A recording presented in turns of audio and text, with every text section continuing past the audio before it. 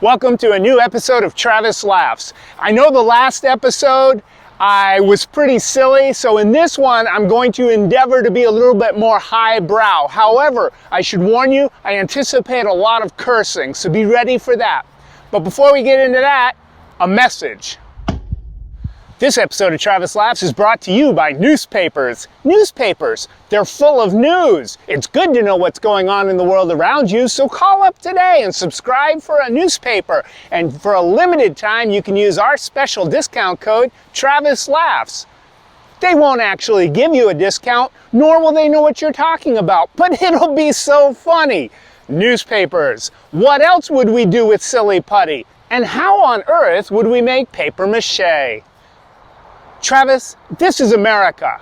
If you don't like it, fucking leave. I figured out this week what it is that's always bothered me about that sentiment. Look, if I go into True Value Hardware because I need a piece of trim to finish framing in the closet door in my hallway, and there's some guys on aisle 6 that have hooked up an air compressor and they've attached a nail gun to it, and they're firing roofing nails the length of the aisle, and I say, hey, you guys, stop that. That's incredibly unsafe. And they say, hey, this is True Value. You don't like it? Shop somewhere else. What? That's not how life works. I don't have a problem with True Value. I have a problem with you as a customer. You have somehow screwed up your perception of your right to go into a store and inspect the merchandise and fail to recognize your responsibility to not ruin the merchandise and ruin the experience for anybody else trying to shop there.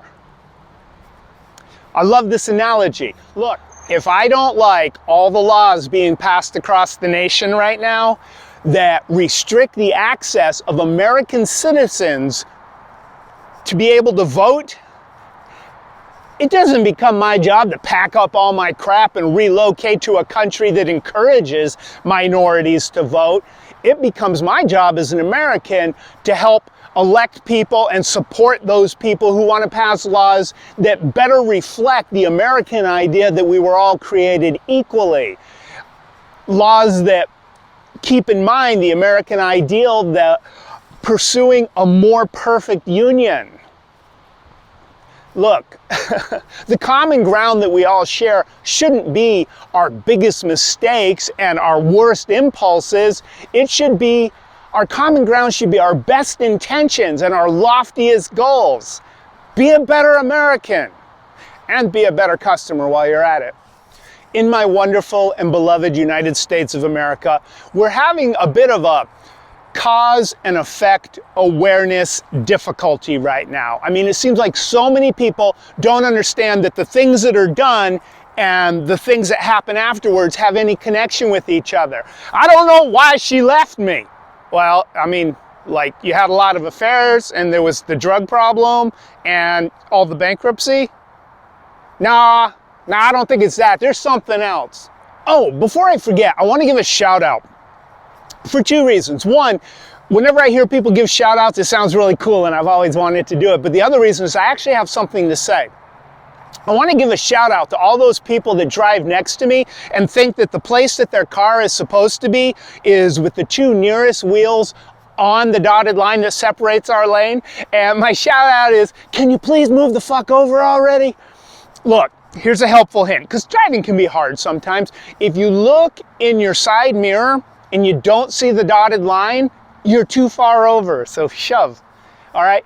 And it's not the paint on my car I'm worried about. The frame that holds my license plate says my other car is a POS 2.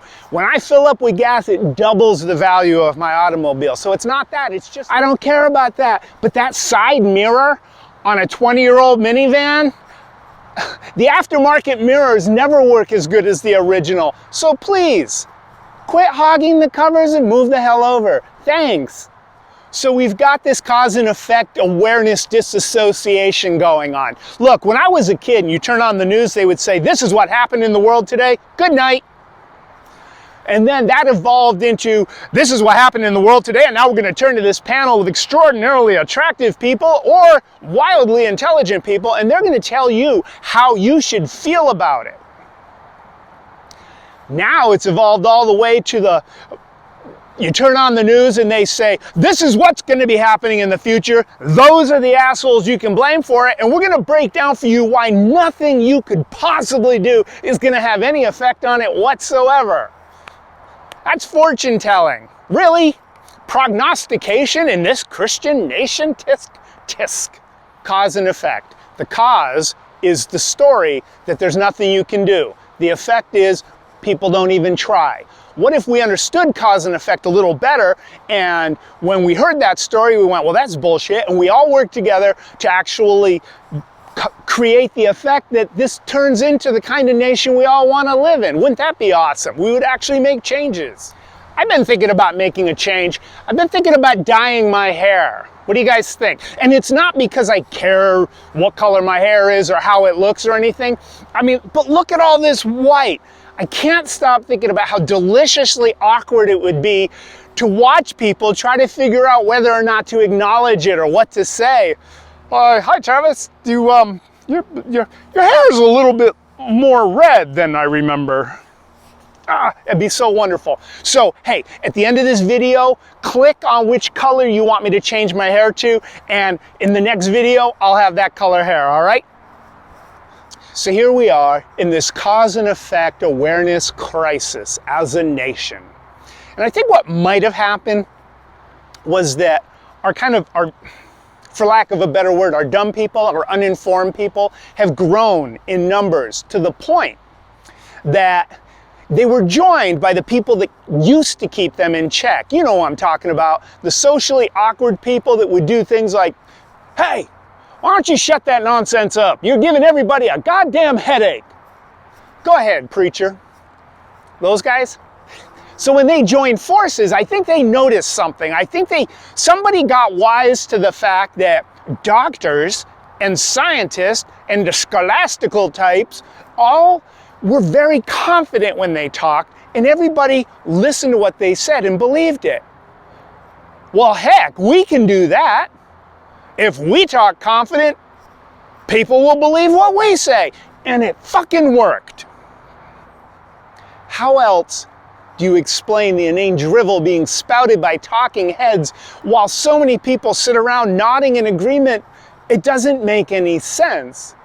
America's poor unanimously agreed with the tax breaks being proposed by Congress this week, in the knowledge that very soon it's going to make their lives much better too.